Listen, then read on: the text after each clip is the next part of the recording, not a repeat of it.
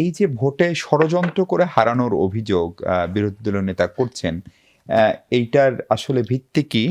সাইফ তিনিও বিরোধী দলের রাজনীতির সঙ্গে খুব সরাসরি সম্পৃক্ত, জুলাইয়ের খুবই চেনামুখ।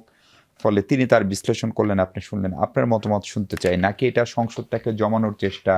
কেউ কেউ বলছেন এই পার্লামেন্ট খানিকটা তুলনা করেন যেটা একটা সৌহার্দ্যের পার্লামেন্ট। আমরা আর মামুরা, যেটা আওয়ামী লীগের সময় বলা হতো জাতীয় পার্টিকে নিয়ে, এখানে আপনারা আর জামাত আছেন আসলে বৃহত্তর অর্থে। ফলে সেই আবহটা বা সেই ন্যারেটিভটাকে নতুন করে তৈরি করার জন্য এসব কথা হচ্ছে কিনা? জি, ধন্যবাদ।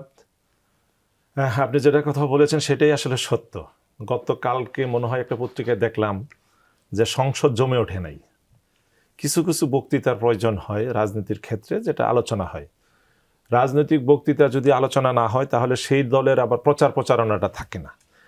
এখন সৌহার্দ্যপূর্ণতার কথা যদি বলেন তাহলে আমি বলবো আপনাকে যে 2009 সালে মঈনুদ্দিন ফখরুদ্দিন যখন ইঞ্জিনিয়ারিংয়ের মাধ্যমে আওয়ামী লীগকে ক্ষমতায় নিয়ে আসলো এবং তারা পরবর্তীতে সংবিধান থেকে তত্ত্বাবধায়ক সরকার বিল পদ্ধতিটা বাতিল করে দিল, সেই সময় কিন্তু মূলত আন্দোলনটা শুরু হয়েছে। এবং এই দীর্ঘ 15 বৎসর বিএনপির পাশাপাশি জামাত ইসলামও কিন্তু আন্দোলন করেছে। এবং জামাত প্রথম দিকে তো সরাসরি বিএনপির জোটের ভিতরে ছিল এবং পরবর্তীতে এসে তারা জোটে না থাকলেও একই ধরনের কর্মসূচি ছিল। তাহলে আন্দোলনের যুগপৎ কর্মসূচিতে বিএনপি জামাতের সম্পর্ক হলো প্রায় 15 বৎসর। এখন মানুষের মধ্যে কিন্তু এটাও প্রত্যাশা ছিল যে পাকিস্তানে যেরকম নওয়াজ শরীফ এবং বেনজির ভুট্টোর, বা পরবর্তীতে আপনার এই যে কি বলে আসিফ আলী জারদারি বা তার ছেলে বিলাল ভুট্টো এবং শাহবাজ শরীফ, তারা যেভাবে এই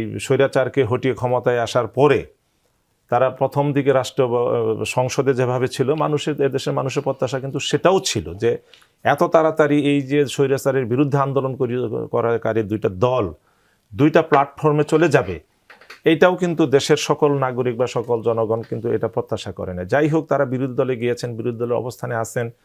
এখন সংসদকে যদি উত্তপ্ত করতে হয়, দলকে যদি আলোচনায় আনতে হয়, তাহলে তো 2-4টা বক্তৃতা দিতেই হবে। আপনি একজন বিশিষ্ট সাংবাদিক, আপনি জানেন যে যখন কোনো নেতা প্রেস কনফারেন্স করেন অথবা কোনো মিটিংয়ে গিয়ে বক্তৃতা করেন, পাবলিক মিটিং, তখন কিন্তু পাবলিক মিটিং হোক, ঘরোয়া মিটিং হোক, তখন কিন্তু রিপোর্টাররা বলে ভাই কিছু বলেন, কিছু বলেন।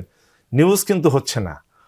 তারা কিন্তু ওই নেতার মুখ থেকে কিছু একটা এমন কথা চায় যে কথাটা নিউজ হবে, আলোচনা হবে, সমালোচনা হবে পক্ষে বিপক্ষে।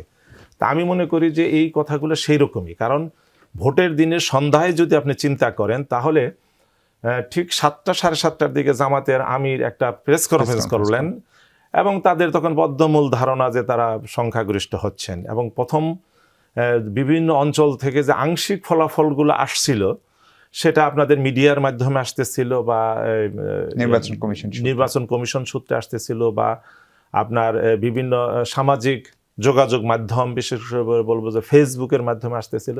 তখন কিন্তু ওই সময়টা মনে হচ্ছিল যে নির্বাচনের ফলাফল বোধহয় তাদের পক্ষে যাচ্ছে। কিন্তু 1-1.5 ঘন্টার মধ্যেই যখন দেখলো যে না, ফলাফলগুলো ভিন্নভাবে আসছে, তখন কিন্তু তারা এই কথা বলে নাই। এবং সংবাদ সম্মেলন তারা করেছে নির্বাচনের পরে, তারা পরাজিত হওয়ার পরে, সে সময় কিন্তু এই কথাগুলো বলেন নাই যে এই তারা রিভোল্ট করতে পারতেন বা ইঞ্জিনিয়ারিং হয়েছে, এই ধরনের কথা বলেন নাই। তারা সহনশীল কথাই বলেছেন, বাস্তব কথা বলেছেন, যেটা বাস্তব হয়েছে। তা আমি বলবো যে অতীতে বাংলাদেশে যত নির্বাচন হয়েছে, সবচেয়ে সুষ্ঠু নির্বাচন হয়েছিল 1990 সালের নির্বাচনটা, 91 সালের নির্বাচনটা। এবং আমি বলবো যে 2026 সালের নির্বাচনটা সেরকম একটা সুষ্ঠু নির্বাচন হয়েছে। এই নির্বাচন নিয়ে কোথাও কোনো প্রশ্ন ওঠে নাই এবং ওঠার কোনো সুযোগও নাই। জি।